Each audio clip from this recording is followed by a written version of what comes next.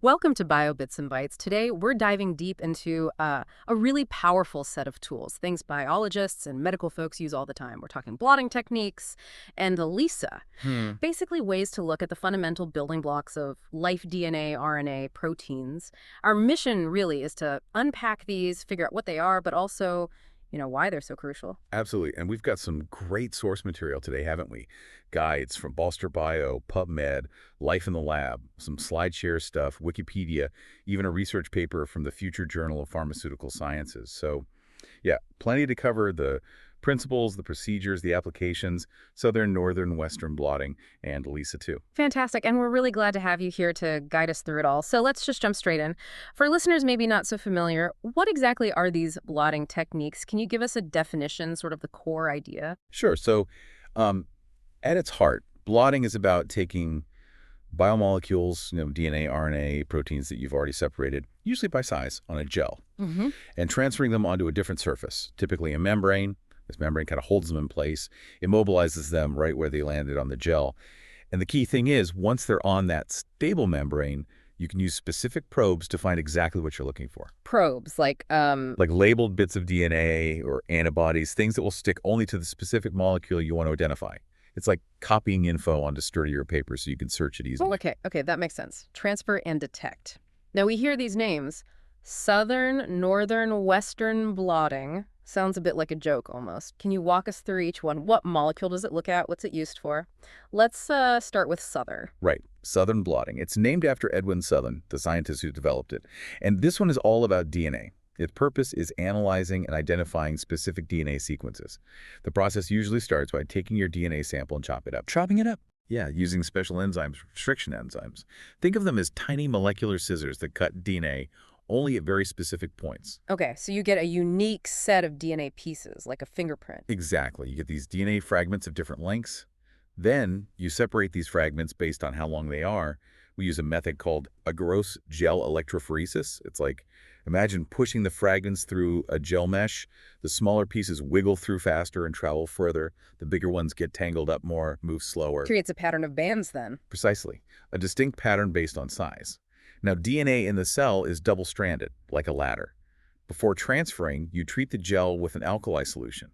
This denatures the DNA, basically. It separates the two strands of the ladder I do that. so that your probes, which are single-stranded, can actually find and bind to their matching sequence on the DNA strand. Then comes the blotting part, transferring these single-stranded DNA fragments from that delicate gel onto a solid membrane, usually nylon or nitrocellulose. Right, so you've moved the DNA pattern onto something more durable. How do you make sure it actually sticks there? Good question. You immobilize it, usually by baking the membrane or hitting it with UV light. That fixes the DNA onto the surface. Now it's ready for detection. You introduce labeled probes. The things that find the specific sequence. Exactly. These are single strands of DNA or RNA designed to be complementary to the target sequence you're hunting for. And they're tagged maybe with a radioactive atom or a fluorescent dye or something that glows chemically. And these tags then, they hunt down their matching DNA on the membrane. They do. You give them time to hybridize. That's the scientific term for binding to their complementary sequence. Yeah. Then you wash away any probes that didn't find a match. And finally, you visualize where the probes did bind. If it was a radioactive probe, you might use X-ray film, kind of like taking an X-ray picture. If it was fluorescence or chemiluminescence, you use special cameras. That tells you where your target DNA sequence is. Wow. Okay, southern blotting is quite a detailed process. What are the main uses? Why go to all that trouble? It's incredibly useful. You can see if a specific DNA sequence is even present in your sample. You can study DNA methylation chemical tags on DNA that affect gene activity. That's important in, say, cancer research. It's also the basis for RFLP analysis, restriction fragment length polymorphism.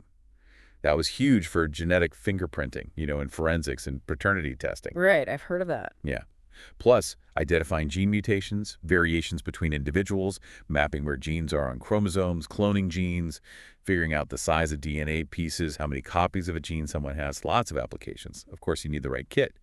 Those restriction enzymes, the gel setup, buffers, the blotting machine, an oven for hybridization, and crucially, those labeled probes. We've got an image here too showing the gel bands and then the probes lighting up on the membrane helps visualize it.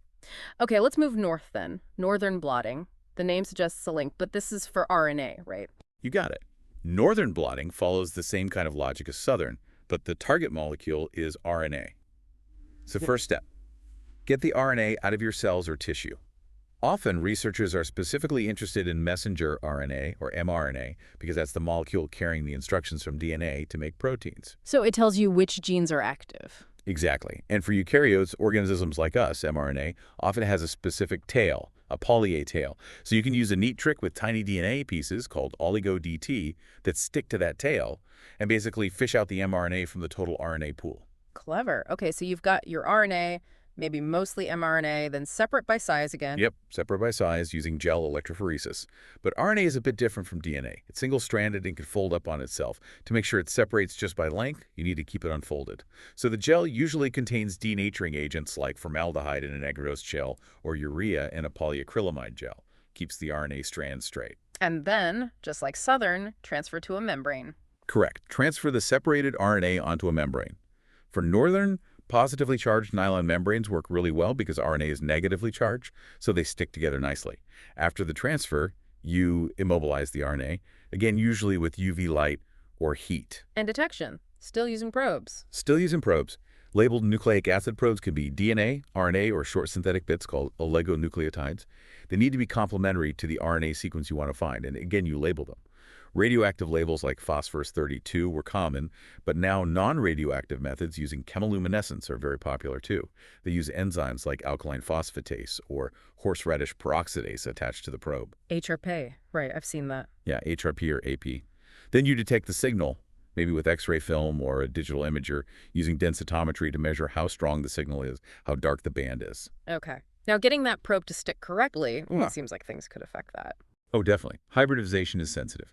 Things like the salt concentration in your buffer, how thick or viscous the solution is, how long the probe and target sequence are, how many mismatches there are between them. Even just the ratio of different bases, G's and C's versus A's and T's, can affect how strongly they bind. You have to optimize the conditions. So what are the big plus points for northern blotting? And any major drawbacks? Well, a key advantage is determining the size of the RNA. That can tell you a lot. It's also good for spotting alternative splice products, where one gene can actually produce slightly different versions of RNA, leading to different proteins. You can even use probes that aren't a perfect match sometimes to find related RNA sequences. Okay. Plus, you can check your RNA quality on the gel before blotting, and the membranes can be stored and reprobed later, looking for other RNAs. And like I said, non-radioactive methods are often just as sensitive now. Some argue it can pick up subtle changes in gene expression better than, say, microarrays in certain contexts. But the downsides? The big one is RNA itself. It's really fragile. Enzymes called RNases are everywhere, and they love chewing up RNA, so you have to be super careful, use sterile techniques, special inhibitors. Right, RNAs free everything. Exactly. Also, some chemicals used are hazardous formaldehyde, radioactive stuff if you use it UV light, and generally it's less sensitive than a technique like RT-PCR, which can detect tiny amounts of RNA. But Northern offers good specificity, and that size information PCR doesn't give you directly. So where would you typically see northern blotting being used most? Primarily for looking at gene expression levels. How much RNA from a specific gene is present? Does it change under different conditions? Also, analyzing the size of that RNA and detecting those different variants, like splice variants, gives you a really solid picture of a specific RNA transcript. Right. We've covered DNA with southern, RNA with northern. Time to head west, I guess. Western blotting. Exactly. Western blotting, or immunoblotting, as it's also called. This one is the powerhouse for looking at proteins. And yes, the name was definitely a bit of fun, following the southern and northern theme, coined in the late 70s, sort of tongue-in-cheek. But the focus here is entirely proteins. Entirely proteins. Does the basic idea separate, transfer, detect still apply? It does, absolutely. You start by separating your proteins, usually by size. The standard method is SDS-PAGE. That stands for sodium dodecyl sulfate polyacrylamide gel electrophoresis. Bit of a mouthful. Aha, yeah. Basically, SDS is a detergent. It unfolds the proteins and coats them all in a negative charge. So when you apply electricity, they move through the polyacrylamide gel pretty much just based on their size. Smaller ones go faster, bigger ones slower. Just like with DNA and RNA then. Similar principle, yes. Once they're separated in the gel, you transfer them to a membrane. For proteins, it's typically PVDF or nitrocellulose. Okay, proteins transferred. Now, how do you find your specific protein of interest among all the others on that membrane? This is where antibodies come in. It's usually a two-step antibody process. Right. First, you use a primary antibody. This antibody is chosen because it specifically recognizes and binds only to your target protein. It's like a highly specific key for that protein lock. Okay. After letting that bind, you wash away any unbound primary antibody. Then Oh. you add a secondary antibody.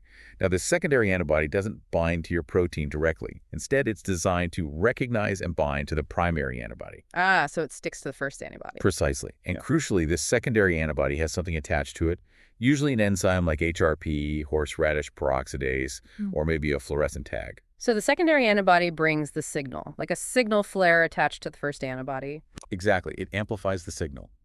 If it has an enzyme like HRP attached, you add a chemical substrate. The enzyme reacts with the substrate and produces light that's chemiluminescence, or maybe a colored spot. If it's a fluorescent tag, you shine a specific wavelength of light on it, and it glows. You see a band appear on the membrane at the correct molecular weight for your protein, and bingo, you know it's there. That's really quite elegant. What sort of information does a Western blot give you? Well, obviously, it tells you if your protein is present or not, but also how much of it is there. You can estimate expression levels. You confirm its molecular weight. You can even see if the protein has been modified in some way, like phosphorylation. There are variations, too, like far Western blotting, which can actually look at protein interactions. It's fundamental in research, but also used diagnostically for HIV confirmation, testing for mad cow disease, sometimes Lyme disease, too. And you mentioned it's evolved. Advancements in the technique. Oh, yes. Things like single-cell Western blotting.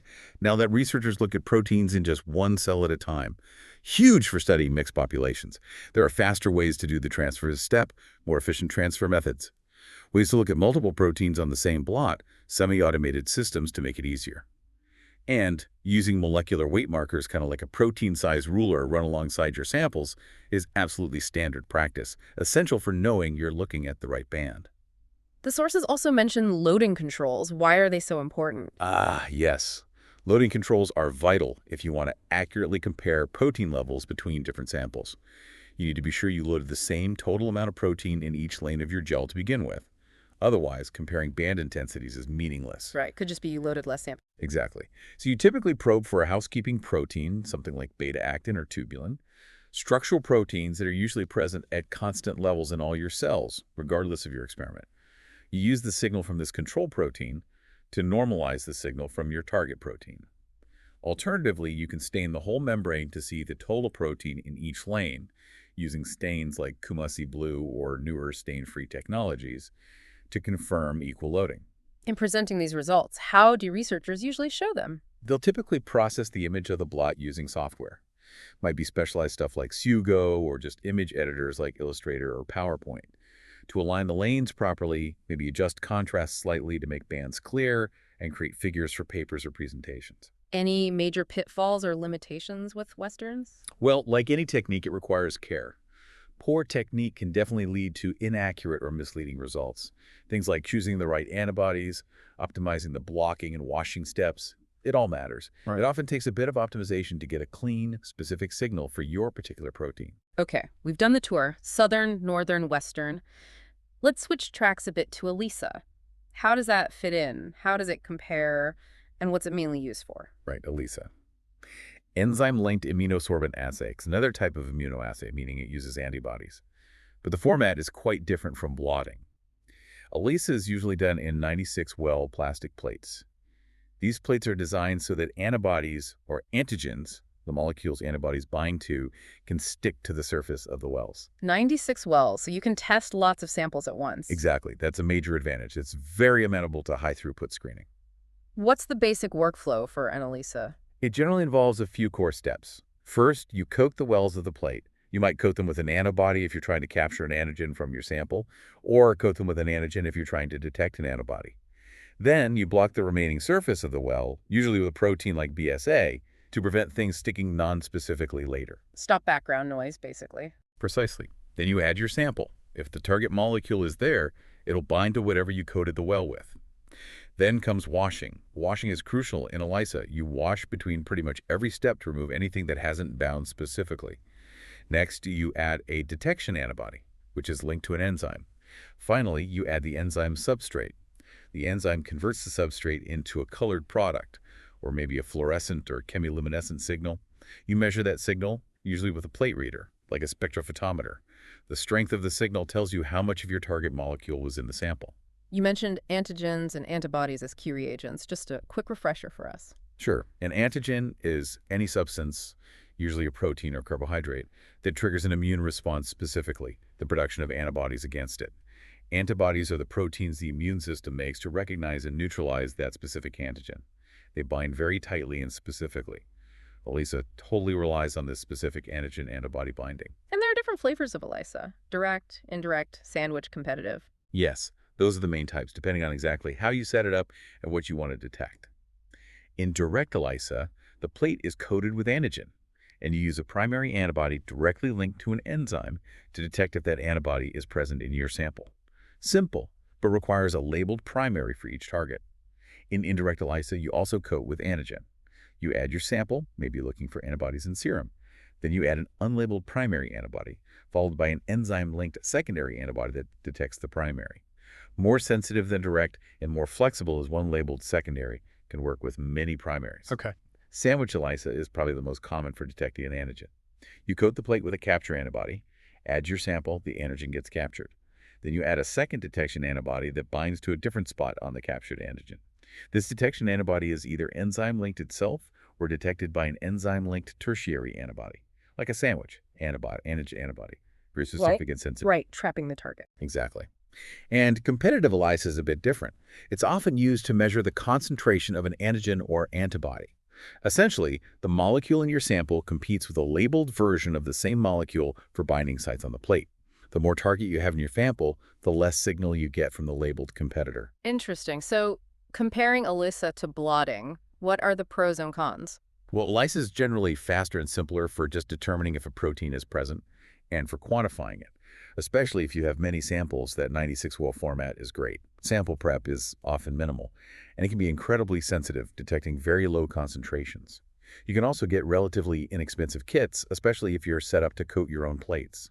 Some procedures might have a few extra steps, like indirect or sandwich assays. And critically, ELISA doesn't give you information about the size of the protein, unlike Western blotting. If there are different forms or fragments, ELISA might detect them all without distinguishing them. Also, important to note, while ELISA is widely used in diagnostics, many kits sold are labeled for research use only, RUO, and haven't gone through the validation needed for clinical diagnosis. It's just amazing, the variety of these tools. Looking at the big picture then, why are blotting and ELISA just so foundational in molecular biology and biochemistry? They're fundamental because they give us windows into the molecules of life. They let us ask very specific questions about DNA, RNA, and proteins. Are they there? How much is there? What size are they? Are they interacting? This allows researchers to piece together how cells work, how diseases develop, how genes are controlled. Each technique has its niche, its strengths.